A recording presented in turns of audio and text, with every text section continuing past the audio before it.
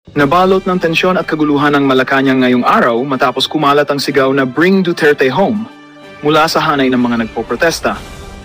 Ayon sa mga ulat, sumiklab ang pagkilos matapos maglabas ng pahayag ang ilang miyembro ng Armed Forces of the Philippines AFP at Philippine National Police PNP na tila nagpapahiwatig ng hindi pagsang-ayon sa pamumuno ni Pangulong Ferdinand Bongbong Marcos Jr. Batay sa impormasyong nakalap, ilang opisyal mula sa AFP at PNP ang umano'y nagpahayag ng kanilang pagkadismaya sa kasalukuyang administrasyon at nanawagan ng pagbabalik ni dating Pangulong Rodrigo Duterte sa posisyon ng kapangyarihan. Sa gitna ng mainit na sigawan sa labas ng palasyo, nagkaroon din ng mga kilos protesta sa iba't ibang bahagi ng bansa, bitbit ang mga placard at panawagang ibalik ang dating leader upang tugunan ang mga isyong pambansa na anilay hindi naresolba ng kasalukuyang pamunuan. Samantala, tumanggi munang magbigay ng komento ang Malacanang sa umano'y pagkilos ng ilang opisyal ng AFP at PNP.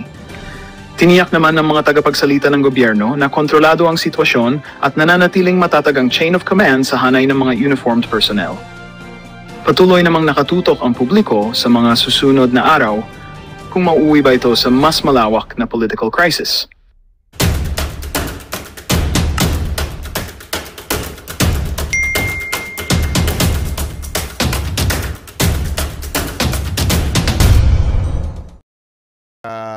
Sa Pilipinas, ha? Oh. Bakit? Anong reglementary period? Anong period yun? Dahil 125. sinabi na nga ni Executive Director sa ating PCTC na diffusion lang naman yun eh. Wala nga commitment pinag-uusapan dun eh. Wala nga red notice, pambira eh. There is a warrant. Takal na ni Arnie Tevez eh. Wala pa rin, di ba? Ba't kayo nagmamadali? Ano yung reglementary period mo? Yari siya, natarayan siya. Ano yung reglementary period mo? Feeling ko sa loob-loob nito ni Toreng, ikaw ang susunod kong aarestuhin. Sabi siguro niya kaya lang, ay, mali.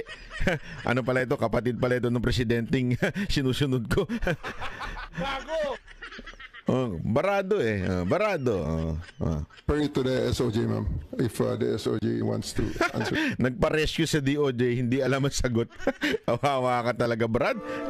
Sinasabi ko na sa iyo eh. Yan ang mahirap sa atin pagka wala talaga tayo sa hulog eh. Rescue! Hindi ba pwede kayo na muna? Mauna lang kayo, tapos sa si SOJ. Pwede. Okay, yan ang problema kay Senator Amy. Medyo lumalamya siya eh. Okay na sana yung mga unang diin niya. Kaya lang along the way, lumalam niya. Hindi ko nga alam kung talagang mahina lang siya, katulad ng kapatid niya. O she's trying to please everybody. Kasi yun ang problema pag if you're trying. Alam mo, ito sasabihin ko lang sa inyo marami mga politiko dyan gumigitna. Marami dyan mga politiko gumigitna. Bakit kanyo? Kasi they're trying to please people so that they would get votes. Ang problema minsan na hindi nila alam, sa pagiging gitna nila, mas lalong wala silang napiplease.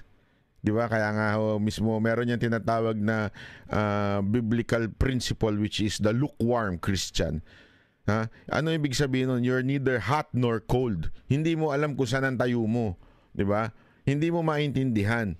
Yan yung mga Christian na alam ang Biblia, alam ang lahat about Christianity, pero lukewarm. Hindi mo alam kung sino ba talaga sinusunod niya. Parang ganito din dito eh. Minsan ganyan to si Senator Amy. Minsan ito problema nitong alin to eh. Minsan babatikusin yung kapatid niya, babatikusin yung gobyerno, tapos biglang papaling ng konti, di ba? Tapos umayat maya sasabihin niya, independent siya, tapos yung pala kasama siya. Yung ganun bang, ano ba talaga te? Minsan ang gulo mo rin kausap eh, no? Kaya ka binabatikos te. Nasa gitna ka kasi. Eto, tingnan mo, ngumiti ka pa. Sana diniin mo na lang ng todo si Torre, di ba? Ba't di ikaw sumagot? Ikaw yung ikaw yung umaresto, ba't di ikaw sumagot? Bakit mo ipapasa sa DOJ? Nandiyo sila ba umaresto? Ikaw ang umaresto. Okay. My main processes during the time is that I have implemented a warrant, and it is therefore the person is already arrested by virtue of a legal warrant. And Article 125 comes into play of the revised penal code, which is entitled Delivery of Persons Legally Arrested to the Proper Judicial Authority. And I do believe at this point the judicial authority will be the ICC. Therefore, I have to abide with that Article 125 of the So revised penal inaamin code. mo warrantless arresto. Kasi yung Article 125 ng RPC does not apply kung may warrant. So inaamin mo walang warrant. At the many stages, ma'am, all the many other, Hindi, among make other up your laws. mind, General Torre. Warrantless arrest ba to o may warrant? Kasi ang liwanag naman ng Article 125 ng revised penal I do code. believe that I have a warrant at this time. I just don't want to be... Hindi walang reglementary period. I do believe, sinasabi niya, I do believe na may warrant. Medyo natumbok ni Senator Amy dito eh. Bakit ka nagmamadali, 'di ba? Kung may warrant, ibig sabihin kailangan mo talagang dalhin sa husgado sa Pilipinas. Mamili ka. Kapag warrantless arrest, edi may period. Kapag may warrant, walang period. Just the same, ma'am, I have to deliver Hindi him to the pareho judicial yun, proper authority. kapatid. Hindi pareho 'yun. 'Yun na suko na siya. Suko na siya, sabi niya. Hindi nga pareho 'yun. Yan kasi ang problema sa kanila. Alam mo, sa totoo lang, dapat itong si Torre, ano ito dapat po inuulit ang pag-aaral nito. Oo, walang biro. Dapat tinuturuan ito ng isang abogado Meron isang abogado doon na matikas talagang naipaliwanag niya kung ano yung tamang proseso ng pag-aaresto. Hindi katulad nito na wala talagang wala pong kaalam-alam, ika nga. Para bagang siya, nagre-response lang siya, yung sa tingin niya ay tama. Hindi yung talagang tama. Magkaiba kasi yung sa tingin mo tama, ito yung sa tingin mo, o yung talagang tama. Magkaiba ho yun. Hindi ho yung pareho, mga kababayan. Ito pa ha, yung paulit-ulit na sinasabi kasing walang warrant, kasi diba sinasabi nila hindi naman ICC yun kung hindi Interpol, di ba? Kaya hindi nila daw sinusunod yung authority ng ICC, kasi yun ang paulit-ulit na sinasabi ng presidente, sinasabi ni Remulla, hindi authority ng ICC, di ba? Yun ang paulit-ulit na sinasabi, kung hindi Interpol. Ano ba ang meron dun sa Interpol? Ito yung sinasabing red notice, di ba? Ito yung ito. Ayan. Ang problema, mga kababayan, hindi po red notice ang nabuking din dito sa pagdinig nito na walang red notice. Ano po ang meron? Yung diffusion o yung red diffusion. Anong ibig sabihin yan? Ayan, papakita ko sa inyo. Ayan yung pinagkaiba. Diffusion order at saka red notice nasa kaliwa. Di ba, nakita nyo? Di sa red notice, kitang-kita nyo naman, mapula-pula. sa kanan, wala. Di ba? Anong pinagkaiba nun? Okay? Ang pinagkaiba nun, ipakita natin para tanungin natin si ChatGPT kung anong pinagkaiba nun. Ayan po ang pinagkaiba nun. Interpol Red Notice. Definition: a request for law enforcement worldwide to locate a provision arrest person pending extradition. Request yan nanggagaling sa isang member state. Halimbawa, tayo bilang membro ng Interpol, pwede tayong humingi ng tulong sa isang tao, which is yung ginawa nga nila kay Tebes. Hinihingi nila ang tulong ng Interpol ng Timor-Leste para dakpin po si Tebes. Ito nga po ang matindi ho dito dahil sa wala pong politika na ina-apply sa Timor-Leste. Kaya nga, tandaan niyo ang Interpol ay request. Okay? Ito po ay, tingnan niyo yung legal weight, not an international arrest warrant. But many countries treat it as a valid basis for arrest. Pero, ibig sabihin nun, hindi siya talagang international arrest warrant. Kung hindi papayag yung bansa na yun, yung gobyerno ng bansa na yun, walang magagawa ang Interpol. Okay? Yung public or private, mala na yan. Basta na lang natin yan. Ano lang naman yan yung Interpol Red Notice publicly available. Yung Interpol Red Diffusion, ano po yun? An urgent, informal, yan importante dyan, informal request It is not a command. It is not a law. It is a request for the location and arrest of a suspect before a formal red notice is issued. Sa madaling salita, okay? Legal weight, less formal ito doon sa red notice. Okay? So yung red notice nga ay hindi batas, hindi law, hindi tayo obligadong sumunod agad-agad. Okay? Mas lalo na itong red diffusion. Okay? Ang titingnan nyo dito, yung issued by, ano yon?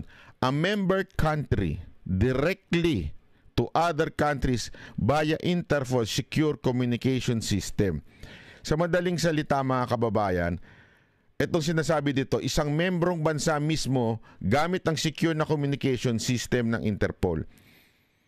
Ibig sabihin, since ang ICC ay hindi bansa, okay, hindi po bansa yun, ha? Baka akala ninyo bansa ang ICC, hindi po. Merong nag-request para magkaroon ng red diffusion ng Interpol. At napag-alaman natin yan, di ba? Marami na ho nag-vlog niyan. That request came from our own government. How? Through media. Binibigyan nila ng idea ang Interpol at may gumapang sa Interpol para magkaroon ng red diffusion si Pangulong Duterte para ngayon gagawin nilang dahilan na hindi kami sumunod sa ICC pero sumunod kami sa Interpol. Pero ang totoo niyan, merong nag-request. Pangalawa, even if this is less ang kanyang weight, ibig sabihin less ang demand ng diffusion, bakit natin sinunod? Sa madaling salita mga kababayan, eto lang kasimple yan. Paikot-ikutin mo na ang mundo ng gobyerno sa Pilipinas. Ginusto ni Marcos yung ginawa ng gobyerno. Hindi natin alam kung siya lang, si Marcos lang ba, o baka pati si Romualdez ay kasangkot. Ginusto nila at pinagplanuhan nila yan. Hindi pa pwedeng hindi. Kasi tingnan nyo ha, anong nangyari? Yung kay Tebes, ayan yung bagong balita. Saktong lumabas. Ang galing nga talaga ng Diyos eh. Alam nyo ba, after the hearing lumabas ito. Etong nga, yung gabi lang siya lumabas. Anong nangyari? Pahiya, olat, si Remulla, si DOJ, siyempre siya ang secretary, di ba? Siyang paulit-ulit na sinasabi niya, babalik na. O kaya nga yung mga media, nagabang pa kayo sa airport eh. Babalik na yan si Tebes, maano na yan. O, anong ginawa ng Timor-Leste? Ginrant niya yung appeal na i-block yung extradition. Sa madaling salita, ang Pilipinas, humingi ng tulong sa Interpol, sa Timor-Leste. Anong sabi ng Timor-Leste? Chotomatiko dasay. Hindi. Iba yun. Ang sinabi ng Timor-Leste, sandali, pag-aaralan namin ito sa korte. Aayusin namin to. Hihinga namin ng panig ang inaakusa na si Tebes. Kung dapat pa naming i-extradite siya papunta sa bansa ninyo. Tandaan nyo, Pilipino si Tebes, and yet, hindi pumayag ang Timor-Leste. Nung nakita nila, syempre, nag-decide sila eh. Ayan, no? Decided unanimously to grant an appeal. Ibig sabihin, mga kababayan, yung Timor-Leste, naiintindihan ang batas. Yung Timor-Leste, naiintindihan nila yung pwede lamang gawin nitong Interpol. Naintindihan niyo ibig sabihin? Oh, anong ibig pa? Ibig lamang pong sabihin nito, tayong mga Pilipino, lalong-lalo na si Secretary Remulla sa DOJ, na ang pilit niyang ginagano ng Timor-Leste, inaano niya si Timor-Leste, para bagang inuutusan niya ang Timor-Leste na sumunod. Pinahiya siya. Hindi kami susunod kasi meron kaming due process. Mantakin mo Pilipino ito, hinihingi siya ng bansa niya, hindi ibinigay. Bakit? Sinunod ang due process. Sa Pilipinas, Pilipino, ibinigay ng bayan natin sa ibang bansa. Ganun katarantado ang gobyerno natin. Ganun kaputang ina yung mga namumuno sa atin. Kagago. Bakit? Mismong kalahi natin, huwag na natin sabihin si Duterte ito, mismong kalahi natin, wala pang red notice, hindi pinadaan sa due process at binigay sa ibang bansa. Now, anong nakakairita dito? Ang nakakairita dito, deny pa sila ng deny. Alam nyo, simple lang naman eh. Puro kayo mga walang bayag. Kayong mga nasa gobyerno sa Pilipinas, puro kayo walang mga bayag.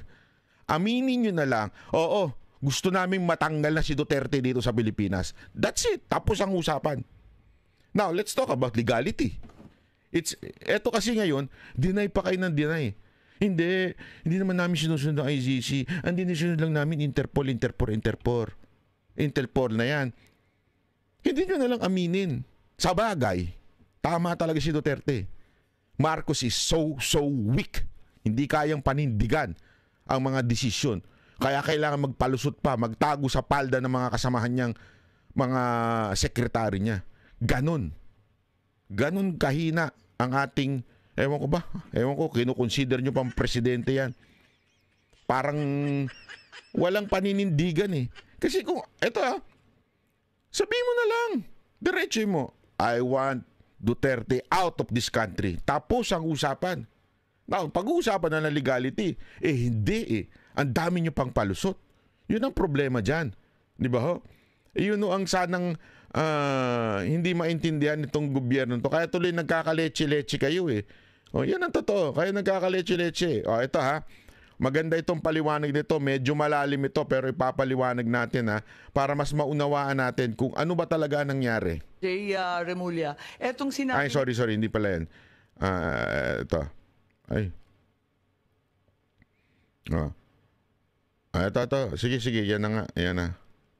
Ito na, The implementation of the... sorry. Ito. Jay Remulla, etong sinabi ni ASEC Nico Clavano, March 13th, may tinatawag po na competent judicial authority kung saan siya mismo ang mag-test na yung buong proseso po na dinaanan ng arrest ay tama. Ito po ay hawak-hawak ko po yung ating rule, Article 59, na kailangan dalhin yung person arrested sa competent judicial authority. So yun po yung naging papel. Kami po yung nagsilbing competent judicial authority. Po, yun talaga. Ang linaw ho nung sinabi niya. Kasi nga, dahil kailangan, tingnan niyo to ha, first, they acknowledge Article 59. They acknowledge Article 59 na sinasabing kailangan iharap sa korte yung akusado bago siya ma-extradite. Aminado sila. Bakit?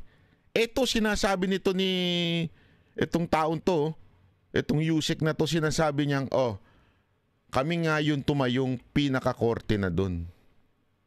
Kami na yung tumayong pinakakorte bilang doon sa Article 59 na yun. Kami na yun, DOJ. Hindi ko maintindihan kung saan kaya graduate ito, no? Saan kaya graduate na law school itong si Tutoy na to, no? Yung naging role namin, yung maging competent judicial authority. I'm sure that that was meant in a figurative manner, ma'am. Tapos sinagot pa. Mantakin mo ha. Ang linaw na noon, sinabi niya, kami na ang tumatayong figurative na tapos biglang sasabihin nito, ano lang po yun, joke lang po yun. Hindi, diba, isipin mo, alinaw na sinabi ni Tutoy, tapos biglang sasalbayin siya nung boss niya, na hindi, ano lang po yun, figure of speech lang yun. Po, yun talaga yung naging role namin, yung maging competent judicial authority. Yun ang role nila, competent judicial authority. I'm sure that that was meant in a figurative manner, ma'am. Ito naman si figurative manner. Sabi niya, wala yun. Ano lang yun? Joke lang yun. Ano lang yun? Parang wala lang. Gusto lang sabihin ni Clavano. Ang labo mo, Brad. Ang labo mo talaga. It's not meant literally. It's not meant literally. Anak ka ng wewe. Anak ka ng... Daldal nyo kasi. Yan ang problema sa inyo. Lahat kayo madaldal. Actually po, the article Ayan na, inulit niya pa to 9, yung section 2. Ayan na. It's not meant literally. Eto, pakinggan nyo ha. Kinote niya pa, Article 59, Section 2. Eto. Actually po, no, Article 59, yung Section 2, tama po yung binanggit niyo po, no, na kailangan promptly na dalhin yung na-arrest sa competent judicial authority. Yeah. Doon po tayo nagtatalo, no? Yung competent judicial authority. Ngayon po, sa pag-interpret ng rule na yan, kailangan din natin maging practical. Dahil po, kung yung competent judicial authority ay may responsibility na mag-attest doon sa lahat nangyari sa warrant, sa pag-serve ng warrant of arrest, kailangan po talaga na yung tao na yun ay nandun buong time, diba? I mean, na witness niya talaga yung from start to finish. Pag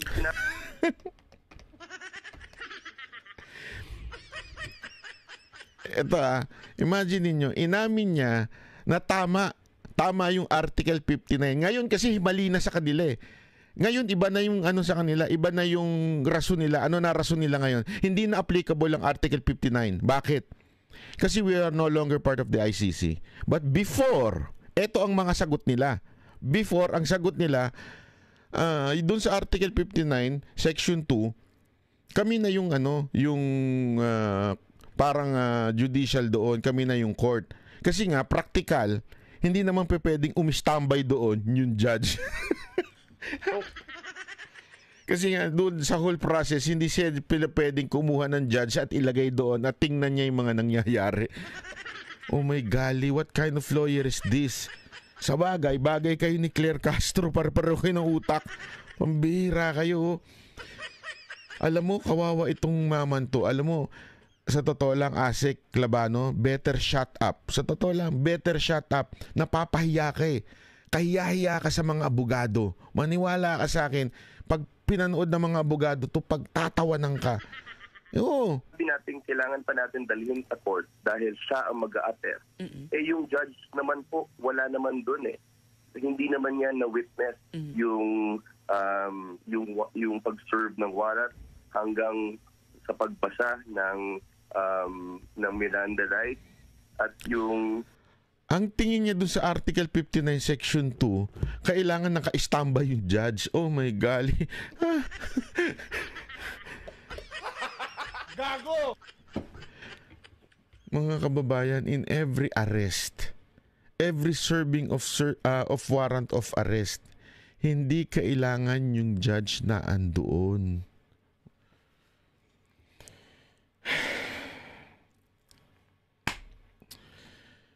No-comment talaga ako sa iyo, bata. Bata, medyo ano ka. Matinding ako kasi bakit? Based on my experience, I will not elaborate kasi the case is under gumagalaw pa rin po. Okay? Pero alam ko ang maserba ng warrant of arrest. Hindi mo kailangan nandun ng judge sa tabi mo. Ang kailangan mo, pagka-aresto sa'yo, dalhin ka dun sa judge para doon ka mag-bail or doon ka bibigyan ng pagkakataong sumagot. Yun yung Article 59, Section 2. Pagkuha sa'yo, dadalhin ka muna sa korte at pasasagutin ka. Bigyan ko kayo ng example. Ganun ang ginawa kay Tebes. Diba? Nakita nyo, tanda nyo, kinuha siya. Tapos anong kinuha sa kanya? Dinala ba siya ng Interpol sa Pilipinas? Kaya hindi nyo naiuwi si Tebes dahil sa katanga. Ayoko sabihin to pero sa pagiging incompetent nyo eh. Totoo. Kinuha si Tebes ng Interpol, hinuli siya. Nakita natin yun. All over the news yun eh. Tapos anong ginawa? Dinala siya sa court, hiningan siya ng panig, pinasagot siya, labanan ngayon ng legal ng court ng Timor-Leste at yung tayo, yung ano natin doon, naglalabanan sila doon. Bakit kailangan po, bla bla bla, ito na yung mga ebidensya, bla bla bla. Ayan na, lahat. Oh. Naiuwi ba siya? Hindi. Bakit? Pinakinggan ng korte yung kanyang panig. Yun ang punto doon. Kasama ba yung korteng umaresto? Anak naman ng weteng Klabano. Klabano naman. Oh, tell me, Attorney Claire, kung hindi tama ito. Sige, tell me na fake news ito o hindi. Yan si Klabanong fake news. Proper process ay nasunod. So, sa tingin ho natin, yung interpretation nito, yung competent judicial authority, kasama na din po dyan ang prosecutor. Yung complementarity principle po ay papasok pag unwilling or unable ang Pilipinas or kahit anong bansa na mag-prosecute dun sa same crime. Yun. So parang naging judge na rin yung SOJ. Papayag ba kayo ng ganon? Yun lang ang tanong. Hindi po yun ang aming gustong sabihin dito.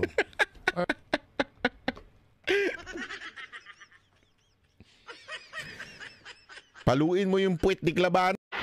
Magandang balita ang hatid namin sa inyo ngayong araw. Sa pagtatapos ng aming balitaan, nagbigay kami ng mga mahalagang impormasyon. Maraming salamat sa pagtutok at pagsuporta sa aming programa. Huwag kalimutang manatili sa mga susunod na araw para sa mga bagong balita at mga kwento na dapat nating abangan. Mula sa Boses ng Masa, magandang araw, Pilipinas!